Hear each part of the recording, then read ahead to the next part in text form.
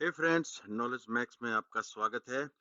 और आज की सुबह एक और बहुत अच्छी खबर नहीं है, लेकिन बैड स्टार्ट जो मैंने पहले आपको बताया था, बैड स्टार्ट ऑफ 2023 और कितनी नौकरी जाएंगी।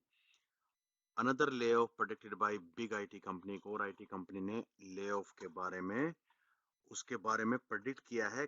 कई वेबसाइट्स ने, आपको याद होगा, ये एक वीडियो मैंने बनाया था, after corona wave new wave to scare the people, and that was, ये थी बेसिकली ले ऑफ के बारे में। 16,000 लोगों को, 18,500 लोगों को ले ऑफ कर दिया गया था। उसके बारे में ये पूरी रिपोर्ट थी। ये वीडियो आप देख सकते हो, मैं इसका लिंक डिस्क्रिप्शन बॉक्स में डाल दूंगा। तो दोस्तों, बात करते हैं इस खबर की कि बैड स्टार्ट 2023 का और कितनी नौकरी जाएंगी, और कौन सी ऐसी कंपनी है जिसने ले ऑफ या जिसके बारे में ले ऑफ प्रेडिक्ट किया गया है, वो लोगों को निकालने की बात कर रही है।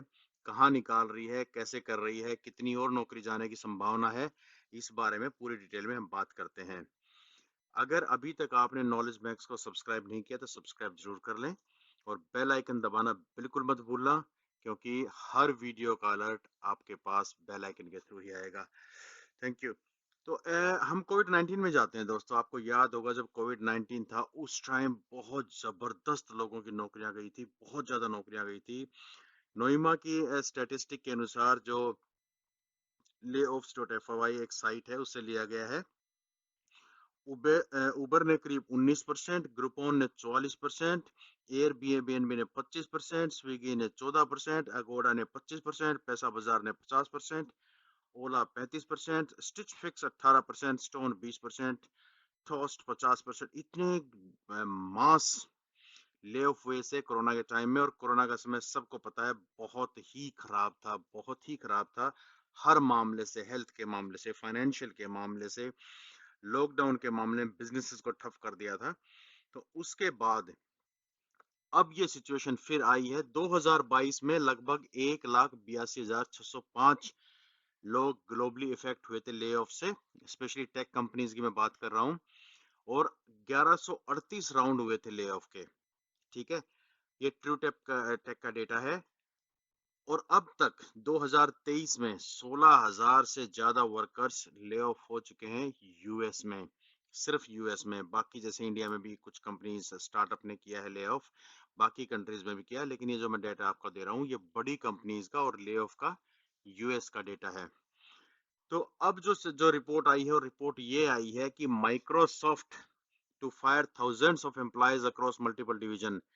माइक्रोसॉफ्ट अपनी मल्टीपल कई डिविजन्स में, जिसमें इंजीनियरिंग है, कस्टमर की सॉल्यूशंस की डिवीजन है, उसमें एम्प्लॉयज को फायर करने की सोच रही है, ले ऑफ करने की सोच रही है।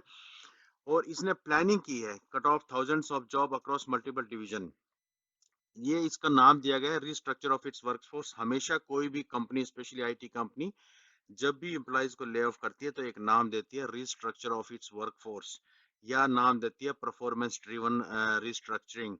ये सब नाम है, जो बड़े बड़े नाम हैं, हालांकि उसके पीछे मोटिव क्या होता है ये तो मैनेजमेंट जानती है, या ऐसे ऐसे लोग जानते हैं जो उसके बारे में उनसे लिंक रहते हैं।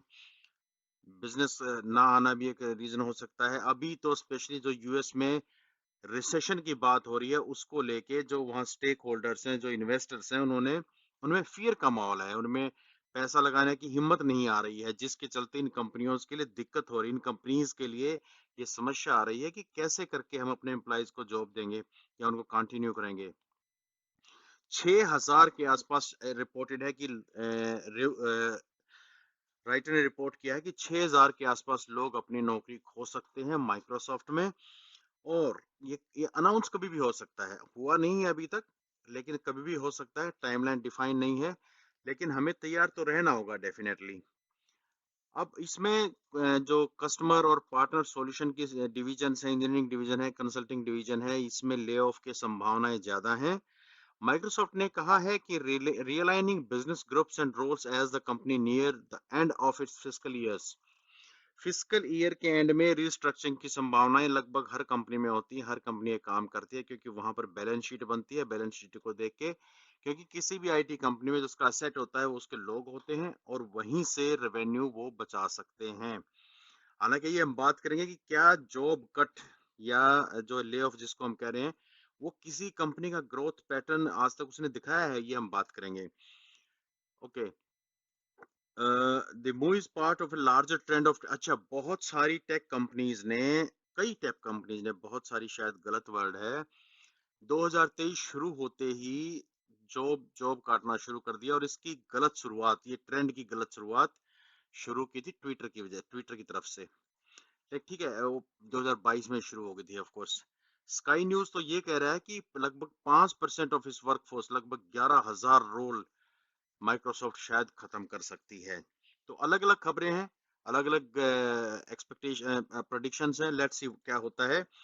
अगर मैं 2023 की ही सिर्फ बात करूं तो Oracle, Twitter, Tesla, Amazon, Snapchat, Meta और भी बहुत सारी कंपनियां हैं जो अपने एम्प्लॉयज को एक पिंक स्लिप दे चुकी हैं, जो जॉब कट कर चुकी हैं, ले ऑफ कर चुकी हैं। और उसके अलावा अब मैं आपको ये बताता हूं कि क्या ले ऑफ, या जिसको हम जॉब कट कहते हैं, पिंक स्लिप कहते हैं, वो बिजनेस ग्रोथ में अच्छा डिसीजन है। लेट्स सी, ये डेटा पिछले 10 साल का है, और सॉरी 21 साल का डेटा है, और दुनिया के जो सबसे बड़े 10 लार्जेस्ट ले ऑफ्स हुए हैं उनके बारे में बात हो रही है।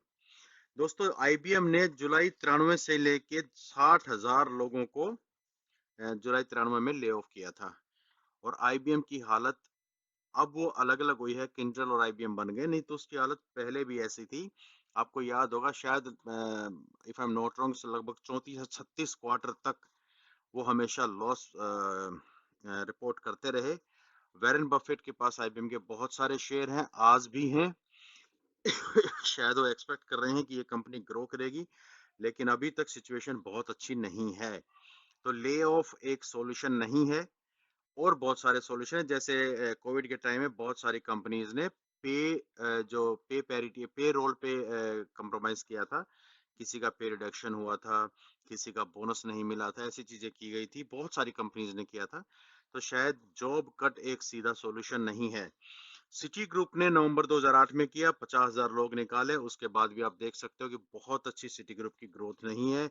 और उसके बाद बहुत सारी कंपनियां हैं, सीएस, Roebuck and company, General Motor, AT and T, Ford, Kmart corporation, circuit city stores, Boeing company, bank of America. तो हर किसी ने कहीं ना कहीं एक लंबा ले ऑफ किया है, ज्यादा लोग निकाले हैं, लेकिन उनकी सिचुएशन, ये कहना कि बहुत अच्छी हो गई निकालने के बाद, ऐसा नहीं है। कम से कम डेटा ऐसा नहीं दिखाता है। तो ये शायद बिजनेसेस को सोचना चाहिए कि दूसरे रास्ते निकालिए, ये laying of is may not be the right solution for. और इंडिया में शायद डरने की बात अभी तक नहीं है, हालांकि ये सुनने में आ रहा है कि जून के एंड में या जून के स्टार्टिंग में, मिडल में कहीं इंडिया में रिसेशन का इम्पैक्ट आएगा, लेकिन अभी ऐसी कोई सिचुएशन नहीं है। क्योंकि अगर हम अभी का डेटा देखें, जो Q3 का डेटा है, फाइनेंशियल ईयर 2023 का, उसमें टीसीएस ने अनाउंस किया है कि वो अपने जो I would say like come experience के लोग हैं उनको 100% वेरिएबल्स देने वाले हैं।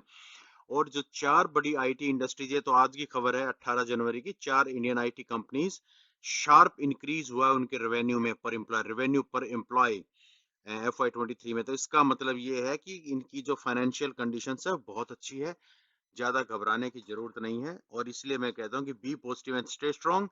ले ऑफ होना है, होगा, नहीं तो उसको nobody can predict, that's fine. तो आप स्ट्रांग रहिए, पॉजिटिव रहिए, एंजॉय कीजिए, and complete your roles responsibility what has been designated to you. So friends, thank you very much, take care, and don't forget to subscribe Knowledge Max and like the video. Thank you very much. Take care. Jai Hind.